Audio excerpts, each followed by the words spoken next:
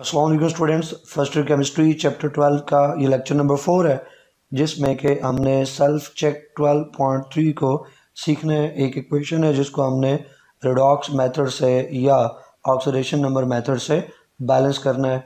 अब मैंने इसको यहाँ पे डायरेक्ट आंसर लिखा हुआ है, जो अल्फाज साथ शामिल करने होते हैं, जो स्टेप्स के नेम लिखने होते हैं कि हम इस स्टेप में क्या कर रहे हैं। हम ऑक्सीडेशन नंबर्स लिख रहे हैं, हम लॉस्ट और गेन इलेक्ट्रॉन्स को इक्वल कर रहे हैं, एटम्स को इक्वल कर रहे हैं। वो चीज़ें मैंने नहीं लिखी क्योंकि प्रीवियस लेक्चर में वो स्टेप्स मैं एक्सप्लेन कर चुका हूँ।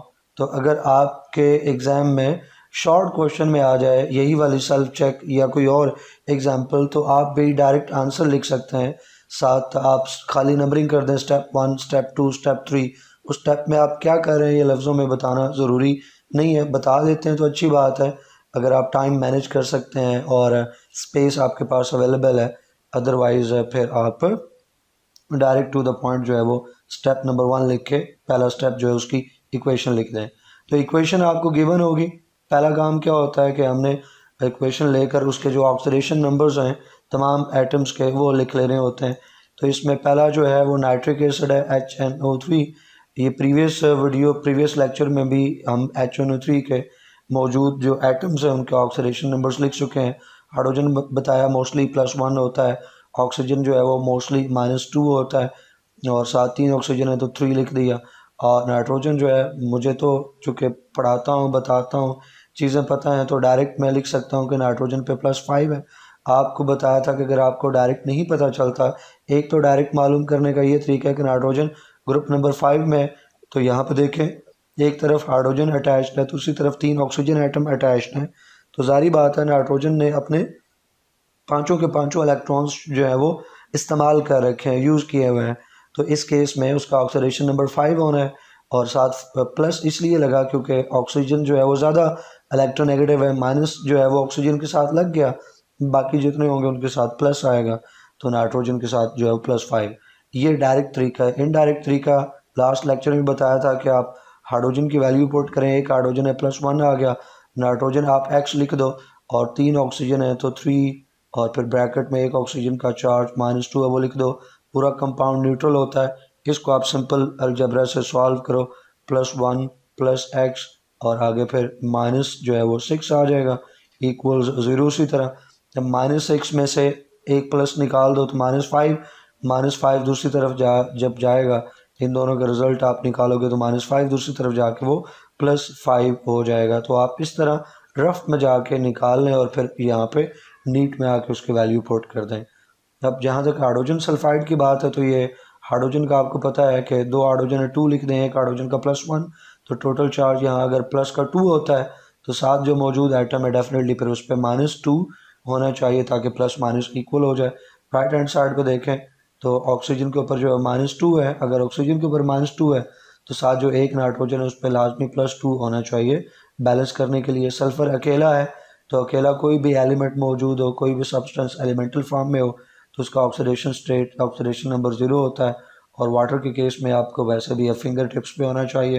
हाइड्रोजन जो है वो +1, 2 हाइड्रोजन है तो अगर दोनों हाइड्रोजन मिल के +2 बना रहे हैं तो एक ऑक्सीजन अकेला फिर -2 उसके ऊपर चार्ज होगा। तो ये पहला स्टेप आपने कर लिया। दूसरे स्टेप में ये आइडेंटिफाई करना होता है कि बच्चे कौन सा वो सब्सटेंस है जिसकी ऑक्सीडेशन हो रही है, किसकी रिडक्शन हो रही है। तो अगर हम नाइट्रोजन को गौर से देखें तो लेफ्ट हैंड साइड पे +5 तो राइट हैंड साइड पे +2, यानी नाइट्रोजन +5 से +2 पे जा रहा है। तो ये कैसे गया, जब इसने 3 इलेक्ट्रॉन्स जो है वो गेन किए, तो 3 इलेक्ट्रॉन्स किए तो नाइट्रोजन की रिडक्शन हुई, तभी +5 से +2 पे ये गया है। इसके अलावा आप सल्फ़र को देख लो तो आपको आइडिया हो जाएगा कि सल्फ़र लेफ्ट हैंड साइड पे -2 पे मौजूद है तो राइट हैंड साइड पे सल्फ़र का जो ऑक्सीडेशन स्टेट है वो 0 है। तो माइनस से 0 की तरफ जाना ये इंक्रीज़ होता है, तो माइनस से 0 की तरफ गए हैं तो ये इंक्रीज़ है, यानी ये ऑक्सीडेशन है। और 2 इलेक्ट्रॉन सल्फ़र ने लूज़ किए हैं तो तब जाके इसका चार्ज -2 से 0 हुआ है। यही चीज़ अब बाकी जो एटम्स हैं नेक्स्ट जब आपने स्टेप में इक्वेशन लिखनी है तो बाकी तमाम को हमने ड्रॉप कर देना है। जैसे हाइड्रोजन पीछे एक ही बचता है तो हाइड्रोजन का चूँकि चेंज नहीं आया, दोनों तरफ लेफ्ट और राइट साइड पे हाइड्रोजन +1 में ही मौजूद है, तो सिर्फ वही आपने एटम्स लेने हैं जिनमें चेंज आया है और फिर उनको लिख लेना है और ब्रिज बना लेनी है। नाइट्रोजन में चेंज आया +5 से +2 पे गया, वो लिख लिया, ब्रिज बना ली। और 3 इलेक्ट्रॉन का गेन हुआ तो हमने लिख दिया गेन ऑफ 3 इलेक्ट्रॉन, और ये रिडक्शन है। इस तरह सल्फर जो है वो -2 से 0 पे गया, तो ये 2 इलेक्ट्रॉन उसने लूज़ किए तो -2 आया, माइनस लॉस को इंडिकेट करता है। और आगे ब्रैकेट में भी लिखना चाहें तो लिख लें कि लॉस ऑफ 2 इलेक्ट्रॉन्स, और ये ऑक्सीडेशन है। अब इसके बाद हमने बैलेंस करना होता है लॉस्ट इलेक्ट्रॉन्स और गेन्ड इलेक्ट्रॉन्स को। तो अब मैंने आपको लास्ट लेक्चर में बताया था कि छोटे नंबर को रेफरेंस बनाएं, वहाँ से आगाज़ लें। तो एक 2 है और एक 3 है, तो 2 जो है वो छोटा नंबर है, तो 2 से हम स्टार्ट लेते हैं, उसको रेफरेंस बनाते हैं और ये सोचते हैं कि कौन सा वो होल नंबर है जिसको 2 के साथ मल्टीप्लाई करें तो आंसर 3 आए। तो ऐसा कोई होल नंबर नहीं है जिसको कि हम 2 के साथ मल्टीप्लाई करें तो आंसर 3 आए। लास्ट लेक्चर में बताया था कि जब ऐसी सिचुएशन हो तो क्या करते हैं, फिर क्रॉस मल्टीप्लाई कर लेते हैं कि 2 को नीचे 3 के साथ मल्टीप्लाई कर लो और 3 को ऊपर 2 के साथ मल्टीप्लाई कर लो, तो लॉस्ट और गेन इलेक्ट्रॉन्स इक्वल हो जाएंगे। तो यहाँ पे आपने देखा कि क्रॉस मल्टीप्लाई कर दिया 2 को 3 के साथ और 3 को 2 के साथ मल्टीप्लाई कर दिया, तो गेन्ड इलेक्ट्रॉन जो हैं वो 6 हो गए और लॉस्ट इलेक्ट्रॉन्स जो हैं वो भी स्टूडेंट्स 6 हो गए। अब इसके बाद आपने क्या करना है कि ये जो आपने नंबर्स मल्टीप्लाई किए ना, इधर 2 मल्टीप्लाई किया, ऊपर 3 मल्टीप्लाई किया है, इनको आपने साइड पे उन सब्सटेंसेस के साथ मिला के लिख देना है।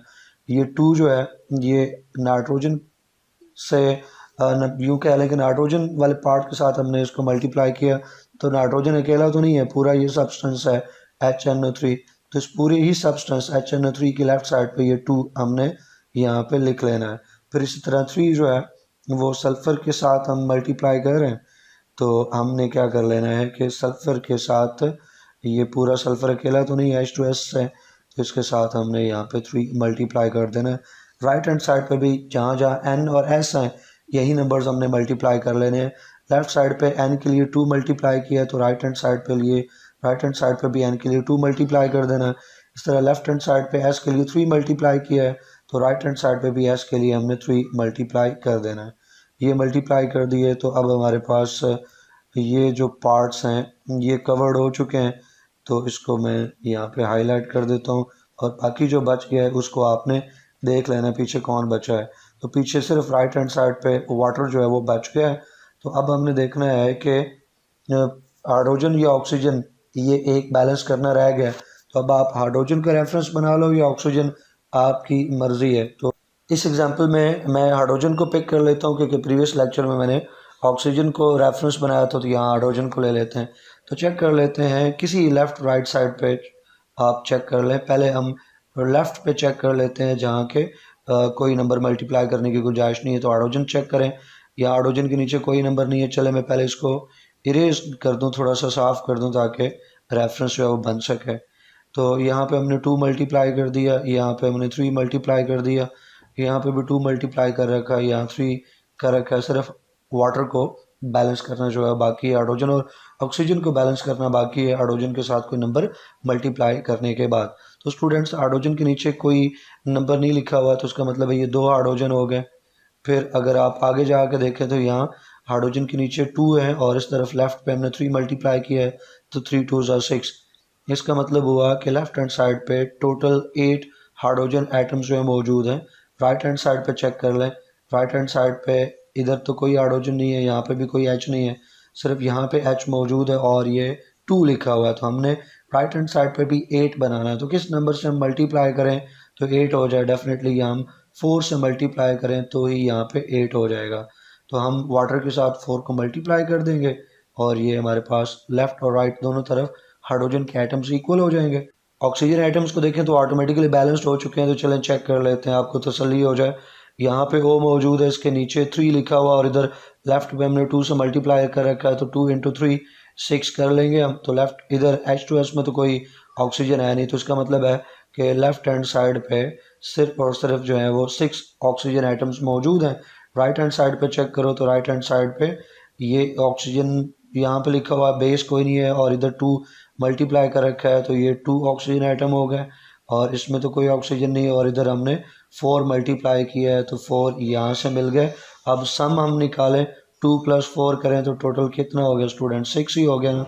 तो आपने देखा कि राइट हैंड साइड पे भी 6, लेफ्ट हैंड साइड पे भी 6, तो इसको हम फाइनल जो है वो एक बार लिख लेंगे। ये वही कि 2 मल्टीप्लाई किया 3, इधर भी 2 किया 3 किया, वाटर को करना बाकी और फिर वाटर के साथ हमने 4 मल्टीप्लाई किया। स्टूडेंट्स ये सेल्फ चेक थी। तो प्रॉब्लम क्वेश्चन क्यूरी हो तो कमेंट सेक्शन में आप पूछ लेंगे।